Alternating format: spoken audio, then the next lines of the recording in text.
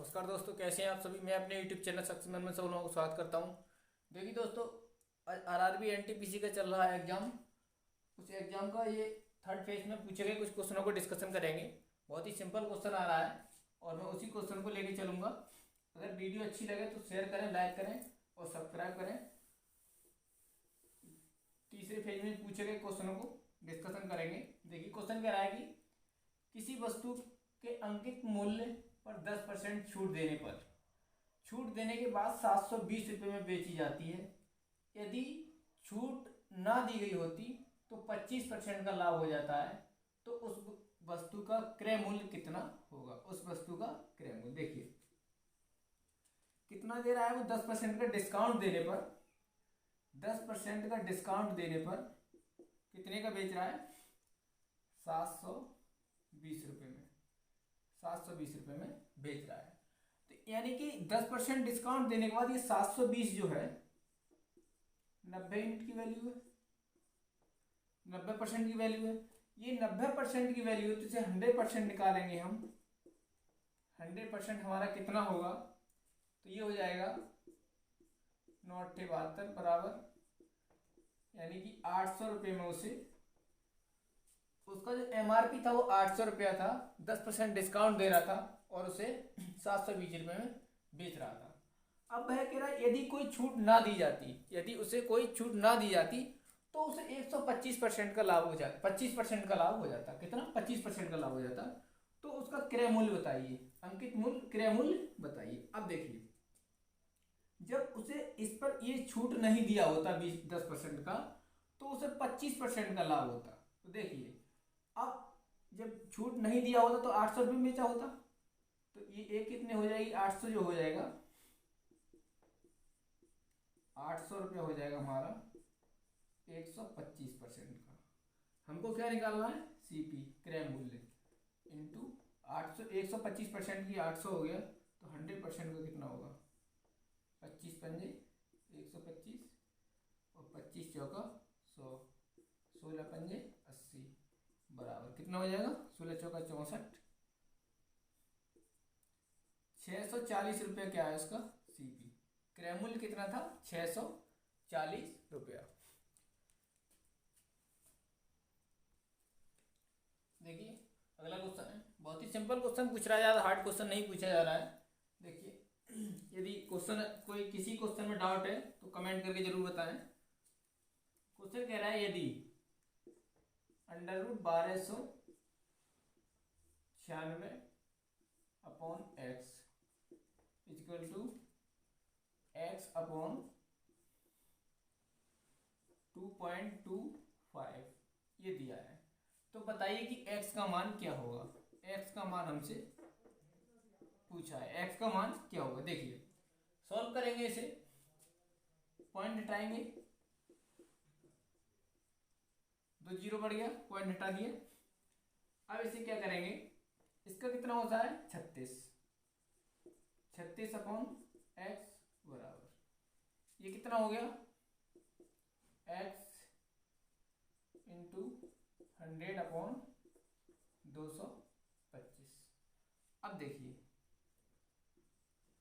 Solve करेंगे, यहां से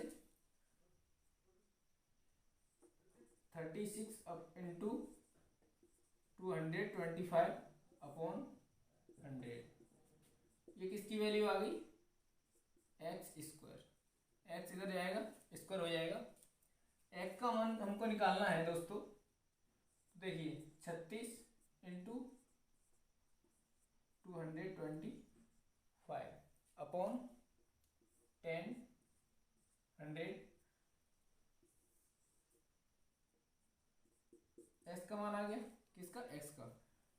स्क्वायर हट जाएगा, उधर रूट चला जाएगा। अब देखिए ये हमारा मान निकल के आया। अब इसका मान निकालेंगे, 36 का कितना हो जाएगा 6, तो x इक्वल टू बराबर 6 इंटू 225 किसका होता है 15 का, 15 15 225 अपॉन 10। सॉल्व करेंगे इसे, 5 दूनी 10, 5 तिया 15 और 2 तिया 6, तो x इक्वल टू बराबर 9। f का मान कितना आ जाएगा, 9 आ जाएगा। देखिए अगला क्वेश्चन कह रहा है कि एक व्यक्ति अपनी आय का 70% खर्च कर देता है। यदि उसका खर्च 30% बढ़ जाता है और उसकी बचत को 25% बढ़ जाता है, तो उसकी आय में कितने प्रतिशत वृद्धि हुई। क्वेश्चन कह रहा है कोई व्यक्ति है, वो अपनी आय का जो है 30% खर्च कर रहा है। कितना, 30%, 70% खर्च कर रहा है, तो 30% बचाएगा। 70% ये कर रहा है खर्च,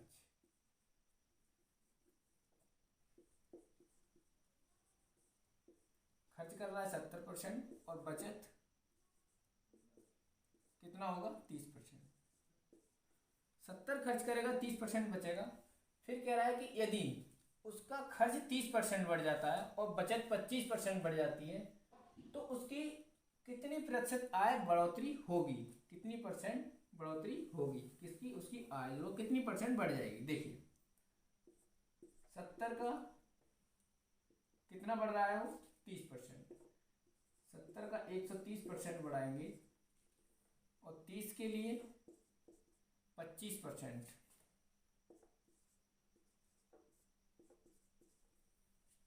कट करेंगे इसे 91 और ये हो जाएगा 5 दूनी 10, 25 पंजे 125। अब देखिए ये कितना हो जाएगा, 75/2 बराबर कितना होगा, 37.5।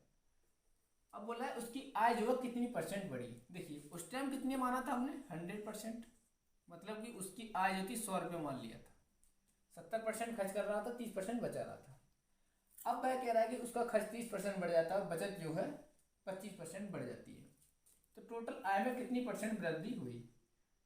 तो 91 प्लस कितना हो जाएगा, ये 37.5 कितना होगा, 128.5। पहले कितना था 100, अब कितना हो रहा है 128, तो कितना बढ़ा, 28.5% की वृद्धि हुई। 28.5% की वृद्धि हुई। देखिए हर एग्जाम में, कोई भी एग्जाम देख लीजिए, एनटीपीसी का CBT1 में first phase, second phase, third phase, तीनों फेजों में एक इस प्रकार का 100% क्वेश्चन मिलता है हर शिफ्ट में। देखिए कौन सा है क्वेश्चन, देखते हैं। ये कह रहा है कि 15 वस्तुओं का क्रय मूल्य 9 वस्तुओं के विक्रय मूल्य के बराबर है, तो उसे लाभ प्रतिशत ज्ञात कीजिए। देखिए बहुत ही सिंपल आसान तरीके से करेंगे। 15 वस्तुओं का CP कॉस्ट प्राइस 9 वस्तुओं के सेलिंग प्राइस के बराबर है। किसके, सेलिंग प्राइस के। अब देखिए, अब हम इसका रेशियो निकालेंगे, CP/SP सेलिंग प्राइस। अब देखिए कितना हो जाएगा, 9/15,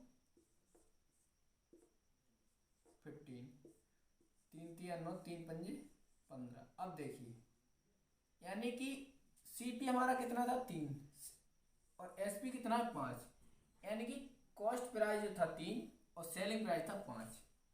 प्रॉफिट कितना हो रहा है, 2 यूनिट का। किस पर, 3 पर।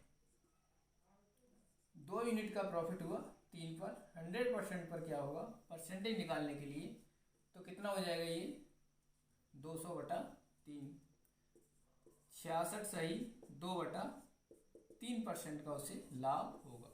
कितना, 66 सही 2/3% का इसे लाभ होगा। कोई सा भी फेस हो, फर्स्ट सेकंड थर्ड, तीनों फेसों में हर शिफ्ट में एक ना एक क्वेश्चन इस प्रकार का अवश्य पूछ लेता है। यदि क्वेश्चन अच्छे लगे और कोई भी क्वेश्चन किसी प्रकार का समझ में नहीं आ रहा है, तो कमेंट करके जरूर बताएं। और वीडियो अच्छी लगे तो शेयर करें, लाइक करें और सब्सक्राइब करें।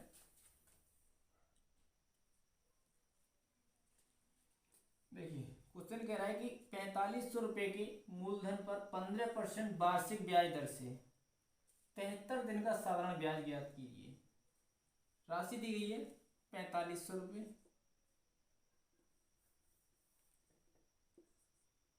₹4500 राशि दी गई है, दर दिया है 15%, 15% साधारण ब्याज की दर से।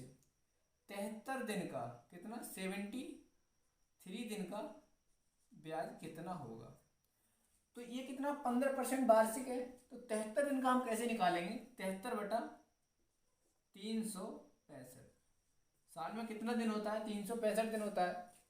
तो इसको हम निकालेंगे, सॉल्व करेंगे। तो देखिए कैसे करेंगे, 73 पंजे 365 और 5 दिया 15, 0 से 0 कट करेंगे तो कितना हो जाएगा, 45 45 इंटू 3 कितना होगा, 135 रुपया इसका ब्याज होगा। किसका, 135 रुपया ब्याज। 4500 रुपये थे, 15% वार्षिक दर से 73 दिन का ब्याज कितना होगा, यही क्वेश्चन पूछ रहा है। देखिए दोस्तों, क्वेश्चन है बहुत ही सिंपल क्वेश्चन है। आरआरबी एनटीपीसी फेज 3 में पूछा गया था फरवरी में।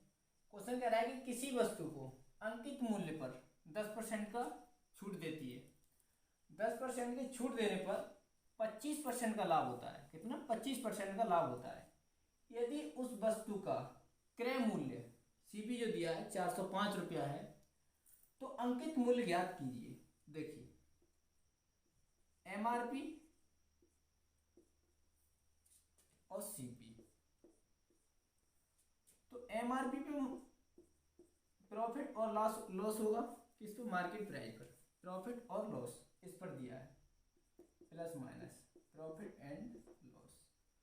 100% जो तुम्हारा सीपी होता है उसी पे डिस्काउंट दोगे तुम। भाई आपको लाभ तो इस पर होगा ना, किस पर, सीपी पर, क्रय मूल्य पर।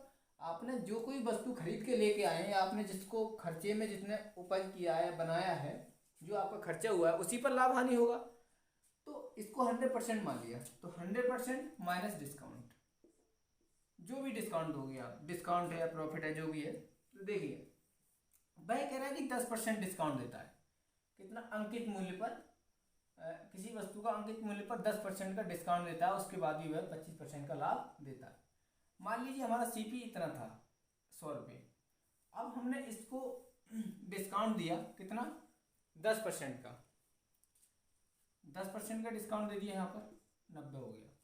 और यहाँ कितना है, वो 125% का लाभ कमा रहा है। तो ये हो जाएगा 125% एमपी, मार्केट प्राइस ही, मार्केट प्राइस।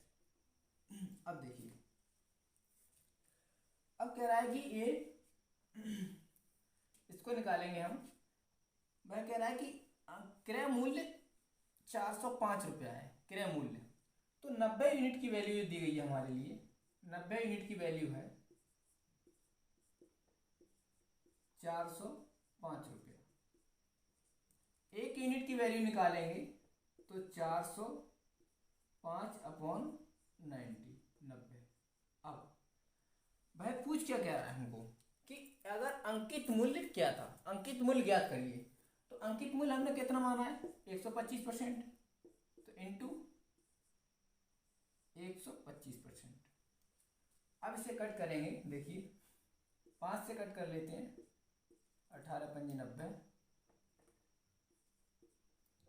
और 5 8 40 और 5 एकम 5 81, 9 दूनी 18 और 9 ने 81। अब देखिए कितना होगा ये, 9 इंटू 125/2 कितना हो जाएगा, 1125/2 इक्वल टू 562.5 रुपया।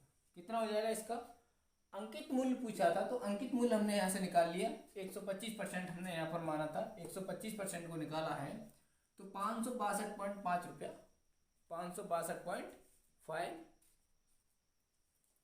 देखिए क्वेश्चन क्या कह रहा है, यदि कोई धनराशि चक्रवृद्धि ब्याज की वार्षिक दर से 2 वर्ष में 21,160 रुपये हो जाती है तथा 3 वर्ष में 24,334 रुपये हो जाती है, तो ब्याज की वार्षिक दर क्या होगी, वार्षिक दर ज्ञात करिए। तो देखिए 3 वर्ष में हमारा कितना हो रहा है, ₹24,334 हो रहा है। और 2 वर्षों में कितना हो रहा है? अच्छा, ब्याज की दर तो हमारी समान ही है, सेम टू रहेगी, सेम टू सेम। तो देखिए 3 वर्ष में इतना हो रहा है, 2 वर्ष में इतना हो रहा है, इससे माइनस करेंगे क्योंकि इस 3,174 रुपये का अंतर आया। कितने में? 1 वर्ष में हमारा अंतर कितना आ रहा है? 3,174 रुपये हमें इंटरेस्ट मिल रहा है, ब्याज मिल रहा है। अब देखिए इसको हम आसानी से निकाल सकते हैं। क्यों? जब चक्रवृद्धि ब्याज के ऊपर ब्याज लगता है तो देखिए 2 वर्षों में इतना हो रहा है, तो तीसरी वर्ष में कितना हो रहा है? इतना 24,325, 334। अब इसमें अंतर ब्याज कितना मिला हमको? 3,174 रुपये। अब देखिए ब्याज हमको मिला 3,174 रुपये। किस पर? क्योंकि प्रिंसिपल तो हमने अब जैसे अगली साल को मिलेगा तो इसी पर तो मिलेगा ब्याज, टोटल पर इसी पर मिलेगा, तो हम इसे प्रिंसिपल मान लेते हैं 21,160 रुपये इंटू आर हमको पता नहीं है, आर हमको निकालना है समय 1 साल, क्योंकि ये 2 साल का है, तीसरी साल में इतना हो रहा है, 2 साल में इतना हो रहा है, तो 1 निकालेंगे तो अपॉन 100, 0 से 0 कट करेंगे, 2 पंजे 10, 2 से कट करेंगे, ठीक है, 2 पंजे 10, 2 एकम 2, 2 पंजे 10 और 2 अट्ठे 16। अब कितना कट करेंगे इसे? देखिए यहाँ से कट कर देते हैं, ये कट जाएगा 3 से, 3 बार जाएगा, तो देखिए आर बराबर हमारा कितना आ गया? ये मल्टीप्लाई में जाएगा, 3 पंजे 15, मतलब कि हमारी दर जो थी कितना था? 15%। कितना था? 15%। देखिए क्वेश्चन दोबारा समझ लीजिए, समझ में नहीं आया हो तो देखो, 2 साल में 21,160 रुपये कोई राशि हो जाती है समान चक्रवृद्धि ब्याज की दर से, तो दर तो हमारी सेम ही रहेगी, और तीसरी वर्ष से हो जाती 24,334 रुपये। तो इनका अंतर कितना है 1 साल में? 1 साल का अंतर आ गया हमारा 3,174 रुपये। तो हम जानते हैं साधारण ब्याज बराबर principal into rate into time upon 100। देखिए इस साधारण ब्याज का है, लेकिन यहाँ पर 2 साल में इतना पूरा हो गया, इतना ब्याज हो गया, हमको नहीं पता प्रिंसिपल क्या था हमारा, हमको कुछ नहीं पता है, हमको आर भी नहीं पता है, ठीक है। तो 2 साल में हमारा टोटल इतना रुपया हो गया, कितना? 21,160 रुपये। फिर तीसरी साल में हमारा कितना हो जाता है? 24,334 रुपये। अब हमको 1 साल का जैसे मान लो ब्याज पर ब्याज मिलता है, तो टोटल हमारा अमाउंट जो मिश्रधन था वो 21,160 रुपये था, लेकिन इस पर भी हमको ब्याज मिलेगा, तब हमको तीसरी वर्ष जो हुआ है 24,334 रुपये हुआ है। तो हम इसका अगर अंतर ले लें, इससे माइनस इसमें से कर दें, तो हमको ये तीसरी साल का ब्याज निकल आएगा। तो तीसरी साल का ब्याज हमको निकल के आ गया 3,174 रुपये। तो 3,174 रुपये निकल के आया, लेकिन ये ब्याज मिला किस पर? 21,160 रुपये पर। तो ये हमने यहाँ प्रिंसिपल मान लिया 21,160 रुपये into R into time upon 100। R हमको पता नहीं है, आर हमको यहाँ से आसानी से निकाल सकते हैं। देखिए कट करेंगे, 0 से 0 गया, 2 से कट करा, 2 एकम 2, 2 पंजे 10 और 2 छिक 2 अट्ठे 16, ठीक। ये 3 से मल्टीप्लाई करेंगे, इतना हो जाएगा 3,174, 3 से 3 कट कर दिया और 3 पंजे 15, आर बराबर 15%। यदि अब भी कोई क्वेश्चन समझ में नहीं आया हो तो कमेंट करिए, मैं उस क्वेश्चन को दोबारा कराऊंगा। देखिए क्वेश्चन क्या रहेगा, क्वेश्चन बहुत ही अच्छा क्वेश्चन है। 5 मीटर एक ऊंचे भवन से 15 मीटर ऊंचे एक मीनार का शीर्ष का उन्नयन कोण 30 अंश है, तो दोनों के बीच की दूरी ज्ञात कीजिए। 5 मीटर कोई एक भवन है, माना एक ये कोई हमारा भवन बना हुआ है, इसकी 5 मीटर ऊंचाई है। फिर कह रहा है कि एक मीनार भवन से एक 15 मीटर ऊंची एक मीनार, मान लीजिए कोई एक मीनार ये है, इसकी ऊंचाई कितनी है? थल से 15 मीटर, 15 मीटर ऊंचाई है इसकी। फिर कह रहा है इसका शीर्ष का उन्नयन कोण, इसका शीर्ष का उन्नयन कोण जो है कितना है? 30 अंश है। तो इन दोनों के बीच की दूरी ज्ञात कीजिए। इन दोनों के। अब देखिए यहाँ से इसको मिला देंगे, ये हो गया। देखिए ये कोण बना है हमारा 30 डिग्री का। क्वेश्चन में कह रहा है कि 30 डिग्री का कोण है। अब देखिए ये पूरी टोटल 15 है तो ये 5 है, तो ये भी कितनी होगी 5, तो ये कितना निकल आएगा हमारा 10। अब इसे मान लीजिए x है, ये कोई मान लीजिए हमने इसकी लेंथ जो है x मीटर है।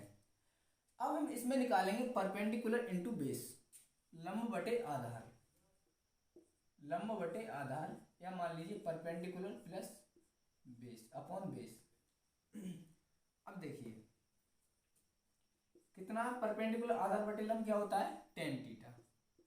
tan थीटा का मान जो दिया है 30 डिग्री 30 डिग्री, तो हमको पता होना चाहिए कि tan 30 का मान कितना होता है।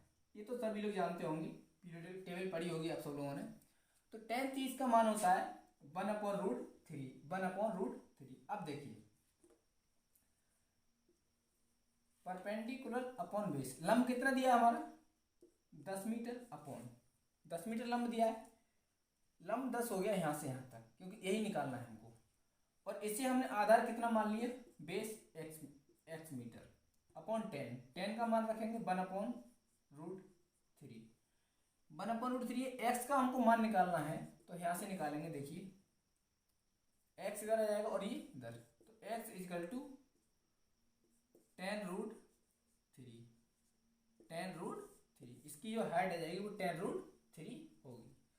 यदि वीडियो अच्छी लगे और क्वेश्चन समझ में आया तो वीडियो को लाइक करें, शेयर करें और सब्सक्राइब करें। और कोई यदि क्वेश्चन कोई समझ में नहीं आता है तो कमेंट करके अवश्य बताएं, उसे मैं दोबारा कराने का प्रयास करूंगा। आप सब लोगों से गुजारिश चाहिए कि यदि कोई वीडियो कहीं से भी कोई क्वेश्चन नहीं आता हो तो कमेंट करके ज़रूर बताएं और मैं दोबारा कराऊंगा उसके लिए। अगली वीडियो का इंतजार करें। जब तक के लिए मुझे इजाज़त दीजिए, और यदि आपको वीडियो अच्छी लगे तो शेयर करें और लाइक और सब्सक्राइब करना ना भूलें। Thank you.